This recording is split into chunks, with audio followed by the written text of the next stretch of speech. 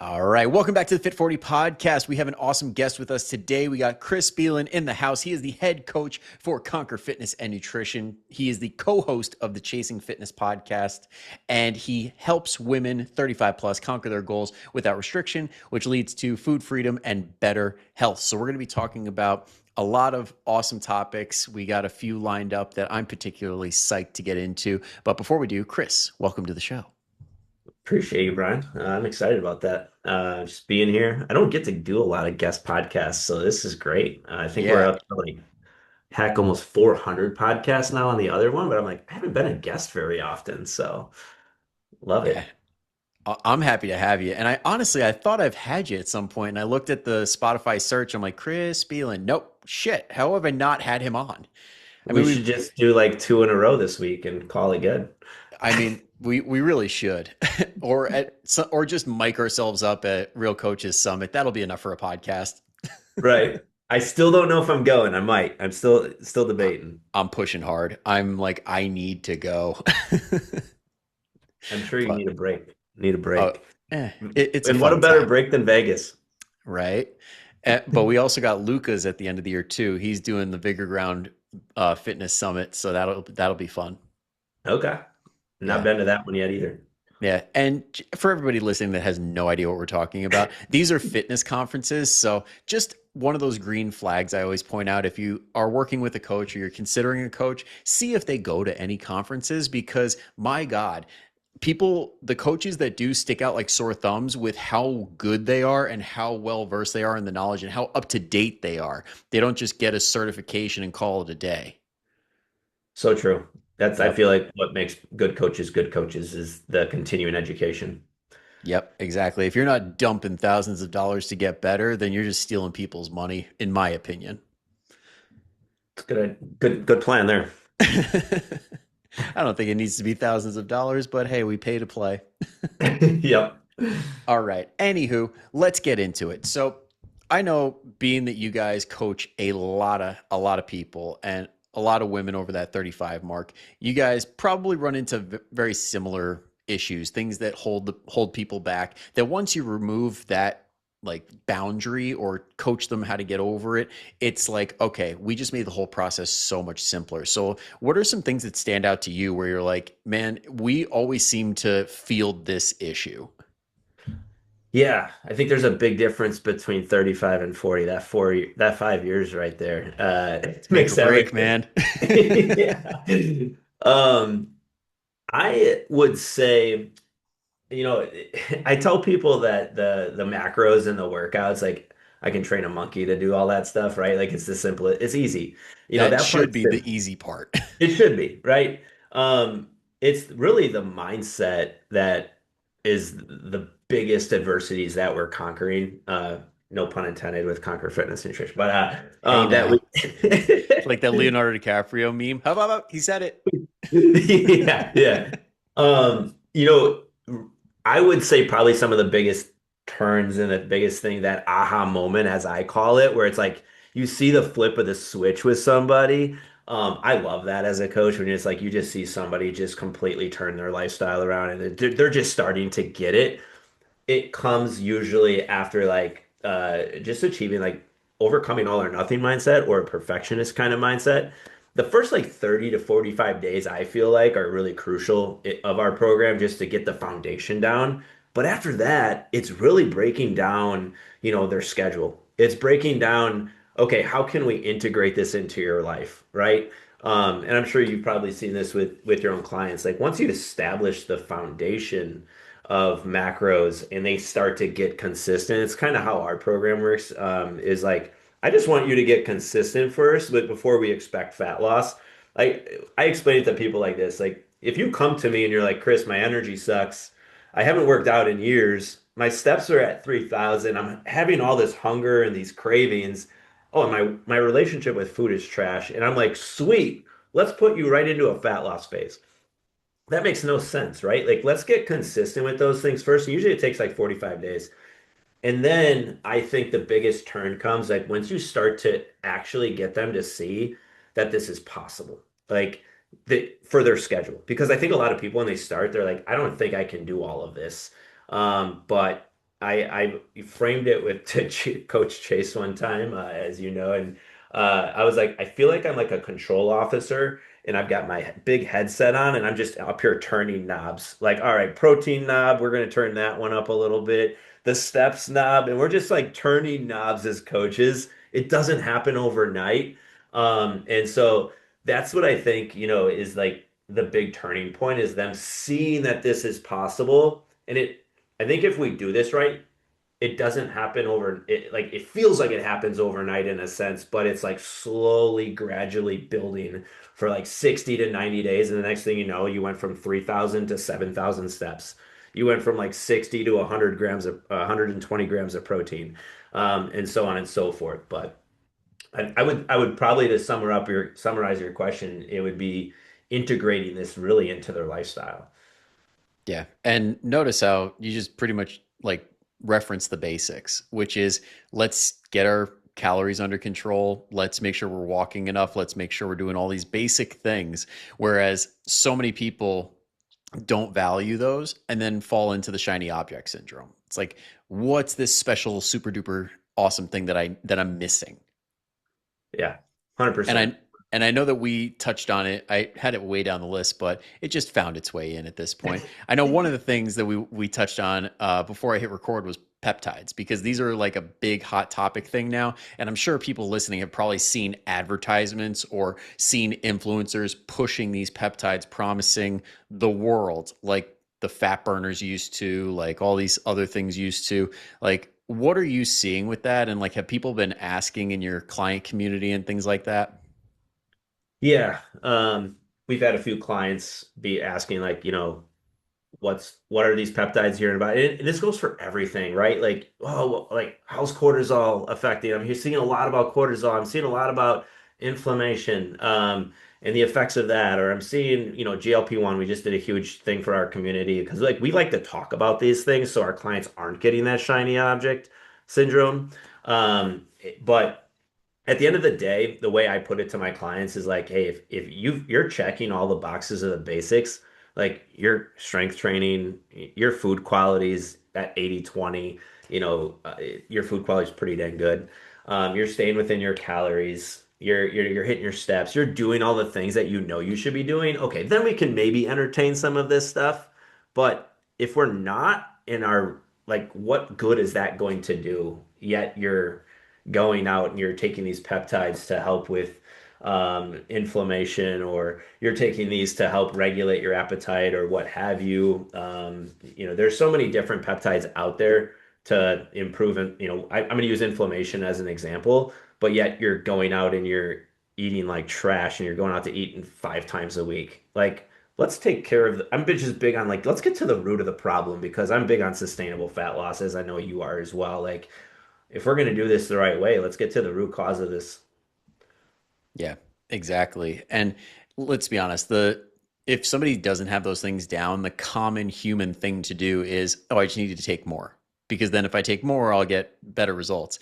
And then on top of that, we have the other issue of coaches being like, oh, well, read your blood work, we'll figure it out, and we'll take it from there. And then that's actually like basically pretending to be a doctor, because if you did not go to medical school, you do not have the training to read and interpret blood work in a way where you can diagnose disease. Now there's other specialties, there's other professions where they do look at blood work, but it's not even close to the same depth that it is that you get at a 4-year degree with medical school. So it's like if you're having a coach saying, oh, we're going to give you these peptides based on your blood work, it's like gigantic red flag. 100%. I'm just gonna, cross my name off the list if you're looking for a coach. I'm not going to be taking your blood work and diving that deep into this. But if you're looking to actually change your lifestyle and build sustainable habits, like I'm sure, I'll put my name back on the list. Yeah, I agree with you. Like that's not my specialty. Maybe, but there's probably a huge gap, and you're probably missing a lot of the information that these coaches are using to sell maybe their program because they are highlighting this as something that they do. I just think that a lot of coaches out there, and a lot of just companies in general they want you to think that this is what's wrong with you.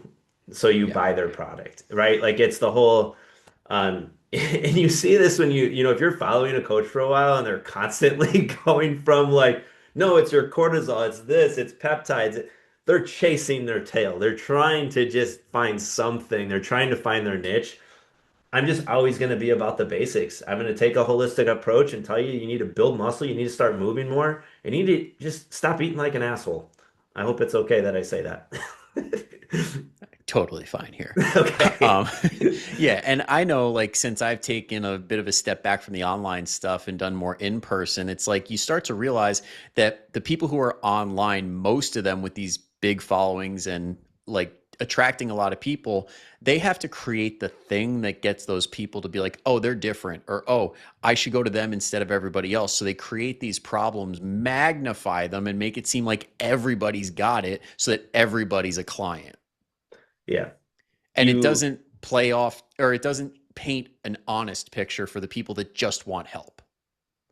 100%. Yeah, I'm sure you've probably seen that image of like there's a huge line. They use like GLP-1 and then it Yeah. was like sustainable change, right? You can put that in front of it, like anything. You can replace GLP-1 with anything right now. And that's really the way it is. Like you take someone's post about these freaking like what are those drops that you see? Have you seen those? Like the drops that people put Drops.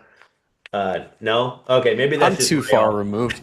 My algorithm is too good to me. It keeps me My out of this algorithm is stuff. all baseball right now, but I before I was seeing that those like these drops that you like put under your tongue. I can't remember like exactly the impact because I scroll past them as fast as I possibly can. But like you look on their post and it's like 30 something comments. And I go make a post about sustainable change and I get like 4 likes. Yeah. That's just But I it's also have found out that a lot of these people get started with bot comments, which feeds engagement, which makes people who don't realize these are bots all saying the exact same response. And they're like, oh, other people want this. So then they're like, human nature is like, oh, we see other people doing this and opting into this. I'm going to too. okay. I did not So realize that. yeah, Social media. there's entire bot farms out of other countries that will like charge you X amount of money to comment on whatever it is that you're putting up or to be a fake follower. Well, if you start to see 30 comments on my post, you'll know why. There you Appreciate go. that. There you go. So another thing for the audience to listen to or to apply is when you see all of these like generic comments, you could assume that this coach is paying for those. That's crazy. I did not realize that. Yeah, I'm convinced like the people such as yourself who like do this the right way are an accurate representation of the numbers of people who operate online actually like what they see or what the real numbers are minus the bots. Okay. Yeah, that makes sense. I've been getting frustrated and mad over like these posts for no reason. And it's just they're actually spending money to get. But what it also does too, it Your like bumps up. frustration is free. Yeah, exactly. Exactly. Yeah, but to reel it back in, I want to talk about like problem solving stuff because it is easy to go down that rabbit hole of the algorithm and all that stuff. And for anybody listening right now, if you see nothing but quick fixes and these things we're talking about, it's because the algorithm knows you're looking at that stuff. So it might be time for a refresh and an honest look in the mirror of why are we looking into this stuff. But to pull it back in, I know you've got some unique experience yourself because you are a father and you've done bodybuilding competitions. You've stayed pretty fit for your life. So, like, what are some things as a parent you see that maybe like younger coaches on the internet just don't understand or that you've been able to relate with your clients where it's like, hey, parents get it? Yeah. One big thing is I'm really like as parents, we have to take ownership that we're in charge of our kids' health. I I've been on calls with a lot of people that are like, oh, also my my kids need help as well, and I'm like, how old are your kids? And they're like 9, and I'm like, okay, well this is your fault. Like I say that with kindness and gentleness, but it truly is like your kid's not going out and buying groceries or bringing this stuff into the environment at the end of the day. Like I know my kid's 16, Wyatt, and although he does have a job, so he's starting to buy his own Monsters and energy drinks right now. But um, The natural progression. yeah. Um, but it's my job as a parent of like he's not going out and making like the grocery list and getting the food. I'm bringing this stuff into the environment. So if I'm bringing it in and he's over consuming, like that falls on me, I feel like. And I think it's my job to educate him. He knows. I talked to him about protein. I talked to him about his calories. The other day, he works at McDonald's, so he'll bring home a free meal that he gets on the end of his shift, and then he'll call his mom and be like, "Hey, can you pick me up Panda Express on your way home from work?" And I'm like, "Bro, like, let's break this down." Because the other day, he had a 10-piece chicken nugget and French fries. And I don't like, I'm not guilting him, I'm not shaming him. It's literally about awareness. And I think that's probably one of the best things that you can do. And I went into my fitness pal and I typed in all of this stuff for him. And I was like, you just had 1,000 calories, a 10-piece chicken nugget with a large fry. He got a dark Diet Coke, which saved him 300 and something calories, right? But 1,000 calories. Well, now you're going to Panda Express. I'm like, you also had breakfast, so like, where are we at in your calories? And he made the joke of like, well, I can eat like 3,500 calories, right? I'm like, you sit on your computer for like 6 hours a day and play Fortnite. No, you can't eat 3,500 calories. So like I think just as parents, I think one of the best things we can do is just make these things aware for your kids. But you need to also have the knowledge as a parent. Obviously, me being a coach, which I'm sure he loves having a dad who's a coach. I'm always talking to him about that stuff. But I think we have to have that awareness first of all, and then take the responsibility and know that this falls on us as parents. One of the biggest things I'm sure you hear too, Brian, is like, oh, well, I don't want to make two meals. I don't want to make multiple meals for my family. And I'm like, well, then don't. Like, I Yep. grew up in a household where I would sit at the dinner table till 9 p.m. and with 4 peas in front of me and cry over eating those. Same, same. Yeah, I want to know when that ended because right. I'm like, I try and be empathetic and I'm like, listen, if you have a kid who maybe is like, say, on the spectrum or something, and they need a certain type of food to even eat, then totally get that. But if it's a kid that literally just has a preference and it's like, I want this, not that, I never got that when I was a kid, where it's like Yeah, same deal. I got sent to bed because I wouldn't eat broccoli. And it's like, make your kid eat the damn food. 100%. Mine was beets. Yeah. Well, Hated beets. to be fair, beets suck. Me So I'm too. with you on Me that. too. Yeah. But so when I cook food, I've cooked the protein, I've cooked the vegetables, and thankfully, and I know, he's not a picky eater. I'm very fortunate for that, but I also think as parents, we sometimes create picky eaters by giving them, certain options and if you offer the kid like, oh, do you want some chicken and broccoli or do you want macaroni? Well, yeah, he's probably going to choose the macaroni and chicken nuggets or Who something like wouldn't? that. What human would not take that deal? Right, exactly. And So, I think it does stem from wanting to be a good parent though. Like spoil your kid a little bit, make them smile, make them happy. So it has good intentions, but it's like at the end of the day, you do have to control that stuff. And I know me not being a parent yet, I feel a little bit hypocritical where it's like, hey, I'm not quite there yet. I can't speak on it. But I love having guys such as yourself who've been through it and be like, hey, it's possible. yeah.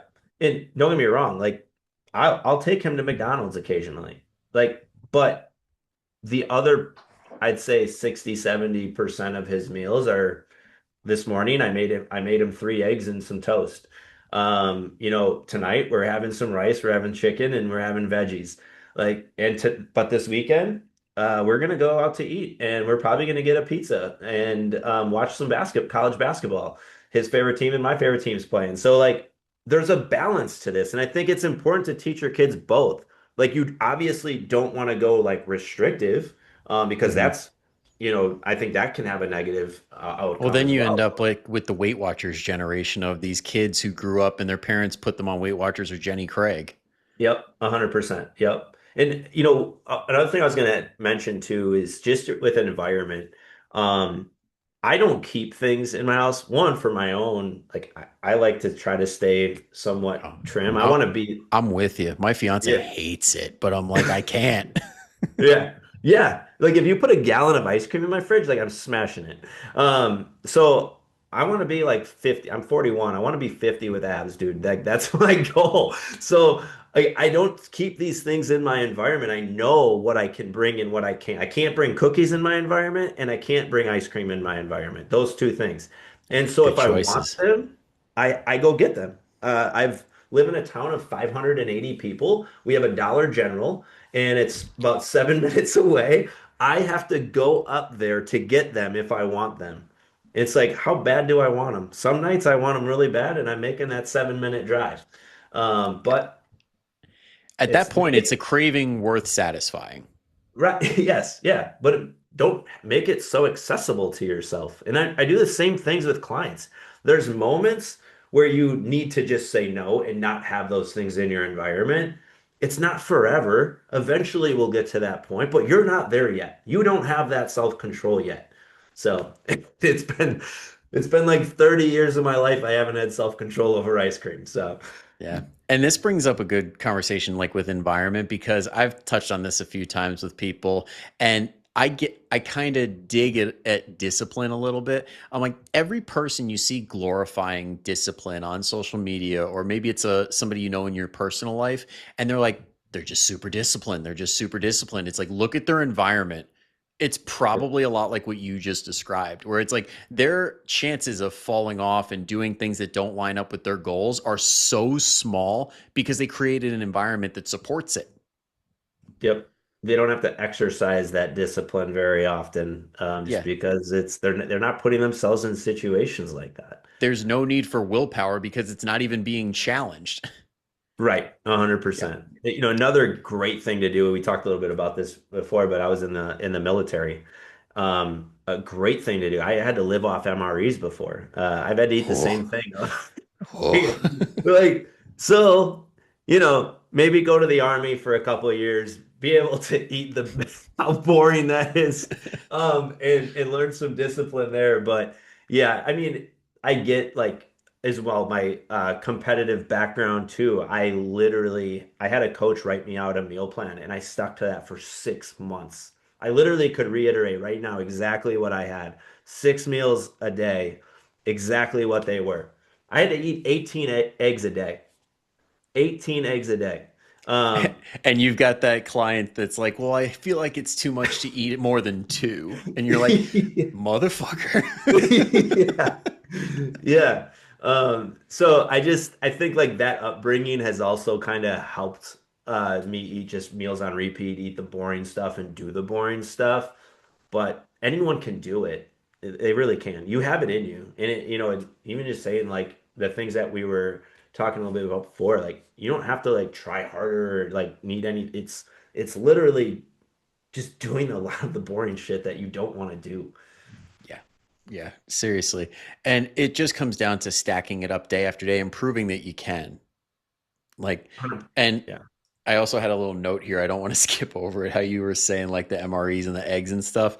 That's like, it reminds me of people that are like, I just don't like water. I'm like, you have never been in a summer 2 a day for football and had water denied. Because after that, you love water. Water is your life. Right.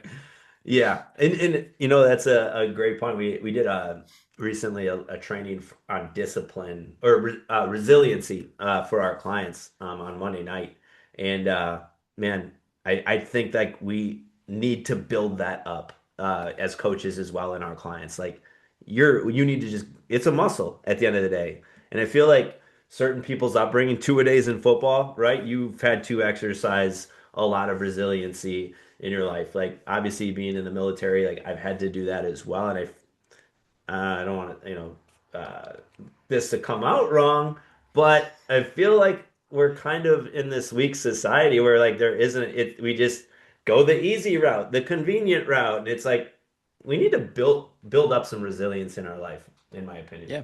Well, we need opportunities to express resilience. And I think that's one of the best reasons to do things like strength training, for example, because you show up day after day and you do hard things.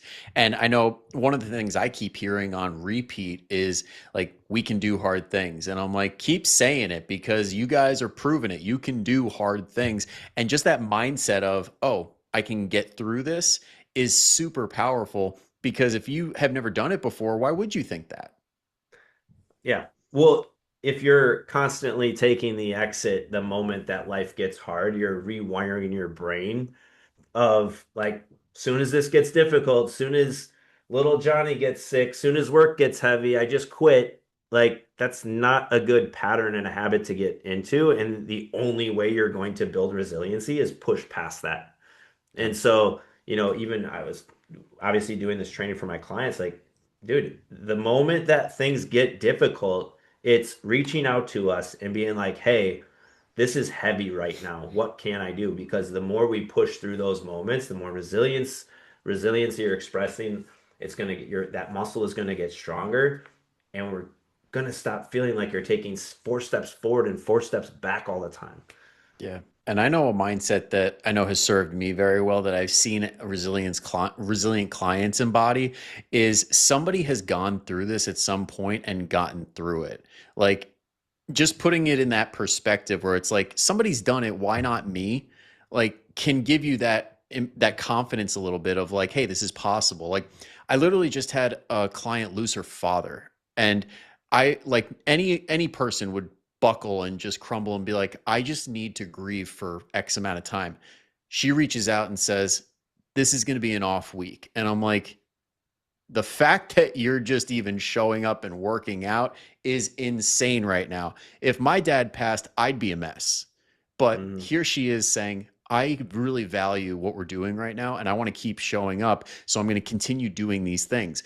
So it really comes down to deciding what type of person you want to be in these moments. Yeah. I also think that this is where the most critical part is in those moments, what's the other option? You don't do anything. Maybe you completely fall off your nutrition, you emotionally eat, you stress eat, you feel even worse.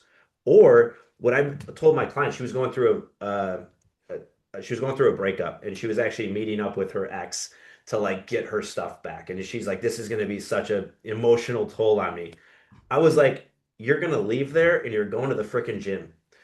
I told her, I was like, you're going to the gym, you're going to go do something like self-care wise. You're going to establish a positive win for yourself immediately after you leave there. Because what's the other alternative? She goes maybe to the bar and has some drinks and makes bad decisions and wakes up, feels even worse.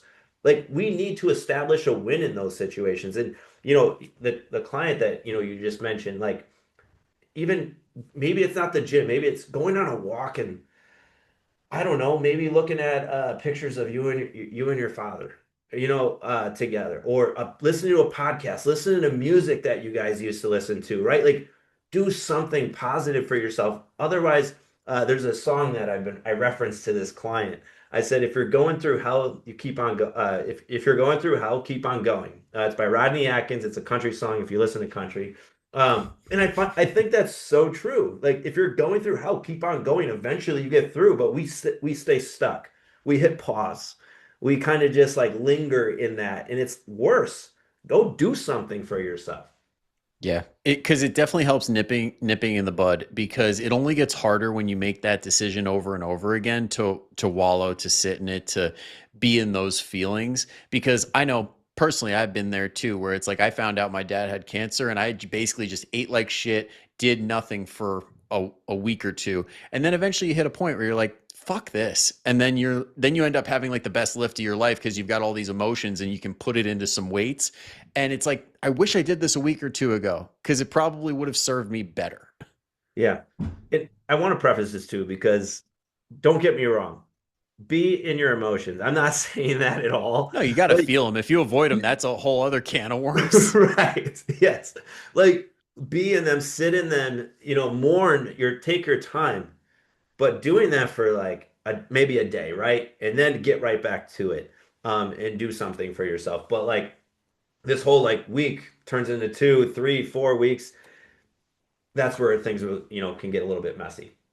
Exactly. Exactly. And this stuff is all skills that can be learned too. Like I know, for example, like my fiance's gotten, not to make it all about me, but I'm finding all these examples that apply a little bit where it's like my fiance already knows, like if I'm having one of those days where like shit's just going wrong, it's all piling up and I'm an anxious mess, I will be pretty much dead to the world for the remainder of the day. And then I'll wake up the next day and be like, all right, new day, here we go, let's go. And then it's a fresh start.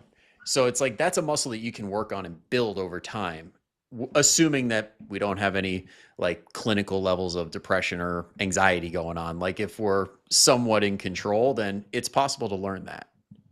I think what it takes is connecting the dots of like, man, I feel so much better responding this way compared to responding the other way. And I think that's really what the journey is all about. Is I know that what makes Chris feel his absolute best. And I've done this with clients before. Like, what's your ideal day? Like, what time do you wake up? What do you have for breakfast? Like, what do you have for lunch? What do you have? How do you move your body? What muscle groups are you working on? Like, what is your ideal day? And, Yep. building that. And you start to, I was just talking with a client about this today of like, um, I want you to start connecting the dots of how great you feel right now. Cause like she's put together like 4 or 5 days of consistency, which is huge for her right now, and just where she's at. And I was like, I want you to think about your mood. I want you to think about your energy, how well you're sleeping, maybe your response to your husband, like all of these things, how great you feel compared to the last 2 weeks where you kind of were off on your own and walking around the desert alone, doing your Yep. own thing, Well, and how shame and guilt and food noise and all of this stuff. And she's like, "Yeah, you're right. Like I do feel so much better just in 4 days." yeah, because it's so easy to take that stuff for granted, which I think is a massive part of the journey that as coaches, like we get to a point where it's like we need to help people recognize this. That might be one of the most valuable reasons to have a coach is for them to just listen to what you're telling them and be like, you realize that's awesome, right? Right, 100%. I mean, I use the example with her. She made a comment today of like, well, I only got on the rower for like 9 minutes. And I was like, first of all, stop saying only 9 minutes. I Oh my go, God, the can we fact get that rid of that word y- only? y- yes, yeah, exactly. I was like, the fact that you exercised today and you showed up for yourself puts you in like 5% of the world right now. Like, so I'm like, that's huge, right? And it's kind of like that whole analogy of, when I bought my truck, it was like this cool red color truck, and I was like, I really never see this color, right? And then you start seeing them everywhere. I don't know if you ever bought a vehicle like that. You're like, I really don't see these much on the road, and then you see them everywhere. It's because you're like looking for them subconsciously, and then yeah, now it's not as cool anymore. But it's the same thing with your wins as well. Like you start to recognize them a little bit and start to look for them. You find them. And it can be the opposite. You saying only 9 minutes, like, "Oh, I didn't show up for myself." You're beating yourself up. Your brain wants to confirm what you tell it. So if you say I'm an all or nothing person, or I only work out for 9 minutes, like you're gonna look for ways to confirm that you're just somebody who only does the minimum or feels that way. 100%. And it really is that mindset shift of looking for the wins because it's not really human. It's not. Like we're always looking for threats. We're always looking for reasons to be on alert or negative or pessimistic because that helps us deal with the situation faster. Whereas when we look at the positives, it's like, it's okay to feel good? It's like, are we sure? Well, I mean, look at that's why the news is the news. It doesn't. Yeah. It's not That's a why lot you of get sucked positive, in. not a lot of positivity out there, but it's the viewers gravitate towards that Well, stuff. how many times when we're like scrolling through Netflix where we're like, oh, that's a really uplifting movie. Scroll next. Here's a true crime documentary about how this woman murdered Yeah, her husband. That's the one I want to watch. I'm gonna feel better about my life, so I'm gonna watch that one. It's Yeah. just we're wired that way. We're wired that way. I love a good true crime documentary. Don't get me wrong, but What are you yeah, it's watching right now, Brian? Side note. right now. I mean, me and my fiance are in the Bravo verse. Like, she loves coming home and just mindlessly melts into Bravo stuff. So right now we're in the middle of Summer House. Not my favorite. I'm more of a Southern Charm guy, which is what we're also watching. So we got Southern Charm going, and we also got Traitors. So anybody who Okay. watches the show knows exactly what I'm talking about. I hope you're smiling a little bit right now. Gotcha. I'm in the middle of Scandal Scandal. Okay. on I Netflix. haven't gotten into that one. I'm big on government conspiracies, so Oh, okay. Yeah, we're polar opposites on that. I don't know what it is. That whole CIA, like undercover, like government stuff, I never got into. No? I'm a Lord of the Rings guy. I need something out there. Gotcha. Gotcha. Yeah. But to bring it back in. I know we keep getting off track, but I want to come back to a thing that you mentioned, how you bring awareness to the situation with Wyatt, because I think a lot of people do end up like falling into these gray zones of like, I feel like I'm doing the right things. I am doing all these things and I'm not seeing any results. Whereas we have zero awareness of exactly what's going on.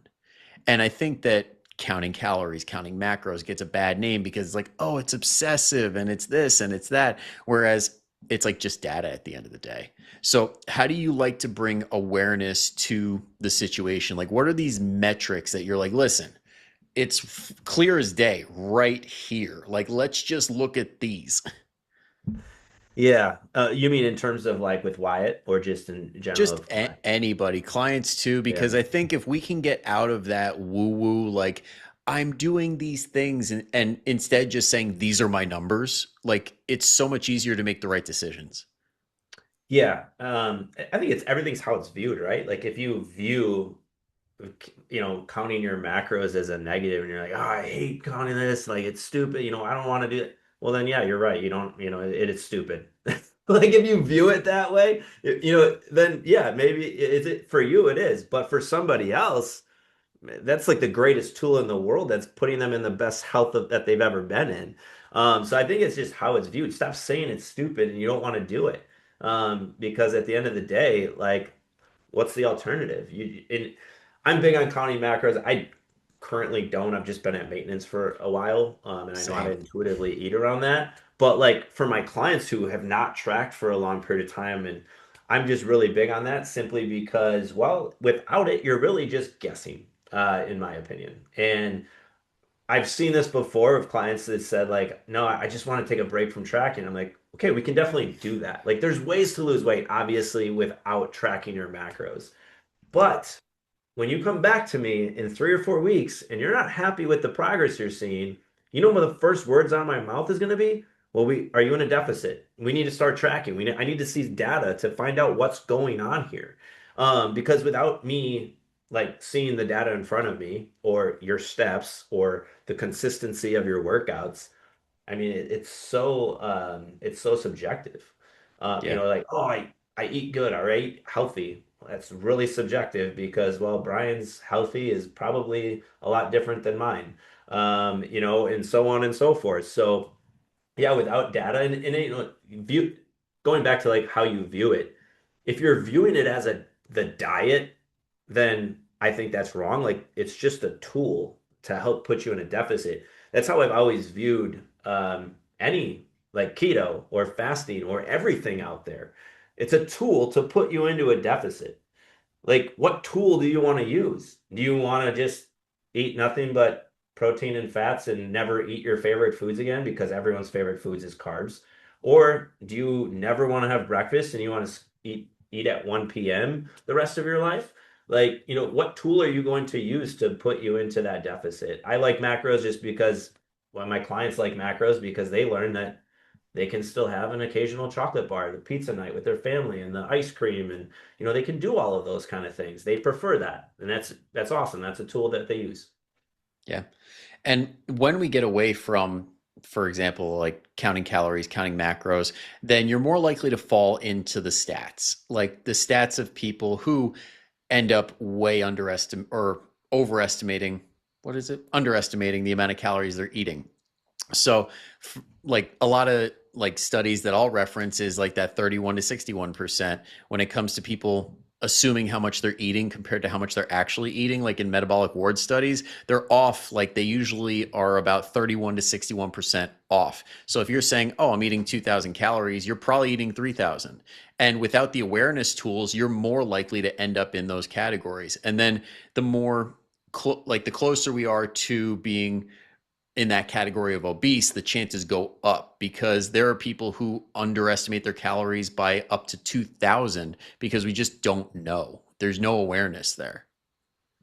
Yeah. I mean, think of it as you could use this for anything in life, right? Money. You're trying to save money, but yet you're not tracking your expenses. You're never looking at your bank account. You're not doing it. Like, can you really be mad when you go back at the end of the month and you're in the negatives again? You can't. You have no data in front of you, and it's the same thing with your with it tracking your calories at the end of the day. And I look at it as you have when your goal is fat loss, there's certain priorities you have. And like I'm big on like the priority principle. I'm sure you've probably heard that as a personal trainer. But even with nutrition, if your goal is fat loss, well then your nutrition and I think your activity, like your steps, is the priority. I have a client right now, she's almost down 100 pounds and she's never picked up a weight right now. Like she just is not the type that wants to work out. So I'm like, hey, we can do that with just nutrition and walking. But that's the priority right there. If your goal is to tone up and build strength and build muscle, well, your priorities are still nutrition, in my opinion, but also strength training. Like that needs to be a priority. You probably need to be pushing instead of maybe 1 to 2, where 1 to 2, where it'd probably be closer to 3 to 4 because that's your one of your big goals. And so find out what the priority is. Well, if your priority is nutrition and calorie deficit, the only way to ensure that is to track your calories to make sure that you're in a deficit. Like I said before, otherwise you are just guessing. And when people tell me, the biggest common thing is like, it's just so confusing, or I don't have time to track my calories. And it's like, okay, so you're telling me you don't have 5 minutes out of your day to make sure that you're in a deficit. You're going, just in my opinion, like after 3, 4 weeks of not doing that, you're going to come back to me and be like frustrated with the progress that you're seeing. That's just my opinion. Or you're going to be miserable because you had to remove all of the things, remove all of your foods to make sure that you're in a deficit, what have you. I just think it's just easier to get really good at it as well. I think a lot of people, they don't take the time. I've seen this with clients, is just like nonchalantly I'll look and they didn't track one day, and then I'll go back in and they tracked it like 2 days later. I don't know what I had on Monday or Yeah. Tuesday. You, you get those Monday notifications like brrr, everybody's tracking their habits, and you're like, guys. Right. Yeah. Yep. Totally. And so I just think, get really good at tracking your calories for the fat loss, but also just from an awareness standpoint. Yep. And I think it also is a little bit of the avoiding that feeling because, like, I know I've gotten this feeling. I just opened up my gym, so when it came to finances, I was a little loosey goosey. Like, I need that equipment. I need that equipment. I've got enough, and I wasn't like hardcore. Like, I've got X amount left, and look at the spreadsheet and that feeling when you finally have the numbers in front of you, and you're like, shit. Yeah. No, it's a very shitty feeling. Like no one wants to feel that, but when you track calories, when you track macros, it does take a level of maturity where it's like, this is on me. Damn it. Yep. Yeah. I did not realize that was a 500 calorie candy bar. That was Yep. And also being okay with like, hey, I didn't know, but now I know for next time, so I'm not going to make that same call. uh, oh, I hear that all the time from clients. Like, oh my gosh, like I did not realize I was putting that much peanut butter with my apple. Peanut So butter is the it's always that. It's it that or is. booze. That like when they measure what a real glass of wine is, it's like, oh. Yeah. So it's Yep. not filling the glass, it's only like a third of the way? What? Who does that? Who does that? I'll tell you who does it. My last server who skimped me. That's who does it. Right. I'm like, damn it, I'm not trying to watch my calories tonight. I want a good hefty glass of wine. Right. But Even we have these struggles, guys. It happens. Oh, you mean coaches aren't perfect? No. Yeah, no, I'm convinced every coach who pushes the fact that they're perfect is just orthorexia with a nice little bow on it. They're probably the ones that are completely off the rails. Oh yeah. Like, Well, that's like what's her name? The that primal bod girl that like has the orange glasses that like tells everybody that they're idiots for not eating like our ancestors. I Even don't know though if I've seen that one. I don't know. She put out a video like talking shit in a grocery store, which again, red flag if you see somebody just walking through a grocery store saying this is all poison. Shut up. But she was doing one of those and then it panned over like it kind of like showed her cart and it was a ton of booze. It was a lot of wine and you're just like so you're talking crap on non-organics, but here we are with ethanol to the max. That kills me. I know my sister won't be listening to this, so I'm just gonna bash her right We're now. gonna send Uh, it to her. I'll find out her Facebook. Thank God it's a different last name. But no, she is like big on the organic side of things, and I'm like, get it, whatever, but you're also eating Little Caesar 3 times a week. So I'm like, what are we doing here, right? Like we just picking and choosing, and I'm like, and your grocery bill is like $800 a week. So I say all of that to her. I'm not shy about it, but Yeah, it's like we're making these choices over here, but it was funny actually. Chase has brought this up on podcasts, so I feel comfortable sharing it. But he walked out with like a Diet Coke or it might hmm maybe been an energy drink, and his dad said something to him while he was holding a 12 pack of beer about his energy drink. It's like, but this is where we're at, right?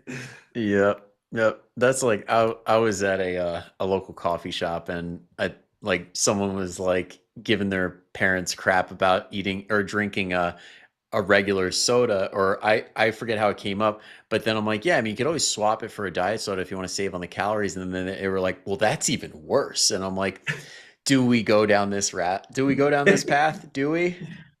Pick your But battles. yeah, no, that's when it's like I'll just zip it because at that point, if you're like combative about nutrition, about like certain ingredients, it's like already lost.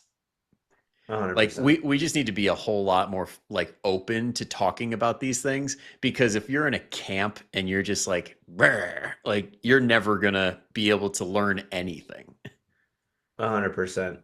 Yep. It's impossible to like fully, remove those things. And I don't think it's honestly doing as much good as what people think. No, and back to the original point of like Instagram influencers like picking on these things and magnifying them.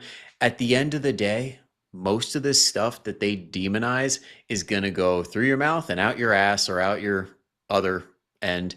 And it's not going to make a damn bit of difference. We're probably going to all get buried with a crap ton of microplastics that aren't doing a damn thing to us.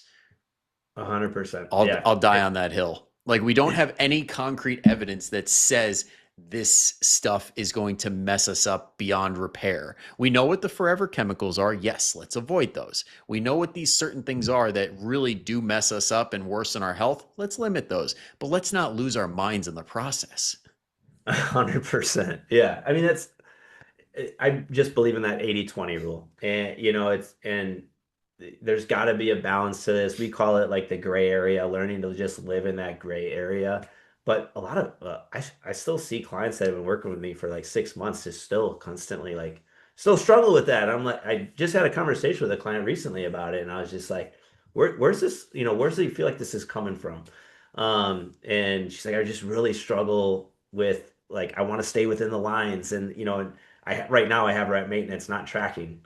And she's like really like, this is so weird. I'm like freaking out about it. And she just loves her lines. And I'm like, that's not where the magic is. That's not realistic. That's not life. And I'm like, it's real life is the gray area. And I think that's kind of where people need to eat is yes. To what you were saying about how our ancestors eat. Maybe we lean in that direction for 70, 80%, but then also go enjoy a a big greasy cheeseburger every once in a while and some pizza. Yeah. It's everything in moderation because it all comes down to the dosage at the end of the day. Just like any medication, it's like if you down the entire bottle in one go, probably going to die. But if you just have the standard dose and you are doing what your doctor tells you, you're probably going to benefit from it based on their calculations for you. Same with food. If you have once in a while, not a big deal. If you have it pretty much every other meal, that's going to be a problem. It's a great way to look at it. I like that. Yeah. I mean, I don't know if it's the fact that I'm marrying a doctor, but everything kind of comes down to medical analogies nowadays because it does seem to line up well. I'm sure that plays a huge, your environment plays a huge role in the. And in the whole organic thing too, like I know the whole pesticide argument and everything pretty much falls flat once you account for dosage. Like everything is at a certain point 100 times or more less than what is deemed dangerous in our food supply. So chances of having a bad effect from these pesticides and things are so minuscule. Yeah, The people I who are agree. at risk are the people spraying.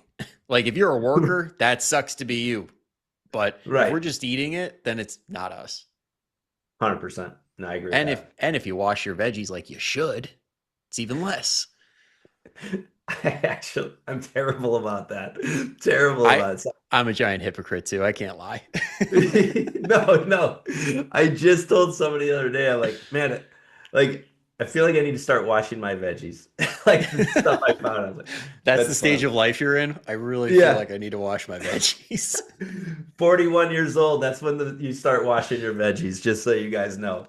Yep. I'll make sure it's Fit40 for people who have to feel like they need to wash their veggies. Yeah. Yep. We start right now washing your Yes. veggies. That'll be the name of the podcast, the name of the title. Washing your veggies with Chris Bealhan. That sounds dirty now. Right, Wash right. those veggies. And we're Love it. completely off the rails. Okay, we've hit that point. Yep. Um, well, before we go any further and make this even more in that direction, I'm gonna cut it right here. We're just gonna put a lid on this. But before we do, if somebody heard us ramble and talk and picked up some good things along the way, and they're like, "Damn, Chris knows his stuff. I want to learn more from him." Where can they find you? You can go to Instagram. It's under Conquer Fat Loss, or Christopher Bealhen on Facebook is another way to find me. Pretty active on there. Both of which will be in the show notes or the description wherever you're watching or listening. So just scroll down, click away, you'll find them. And if you're listening right now and you listen to Chase's podcast, apologies. I just noticed I didn't put his in there. I'm a little rusty on the guests, but it's in there now. So if you heard Chase's and you want to check him out too, you can do that as well. Or just look at Chris's stuff and see him tagged. I was gonna say, and if you decide, I like Chase, you're also gonna be working with me. So, Yeah, sucker. You get me sucker. too. But before you guys, thank you guys for making it all the way through the rambling and everything, mostly on my end. But if you guys picked anything up at this point and you have that sister who's obsessed with organic, or you have somebody else in your life where you heard something in this podcast and you're like, we got to send it their way. Like they need to know this. Go and send it their way. They'll appreciate it.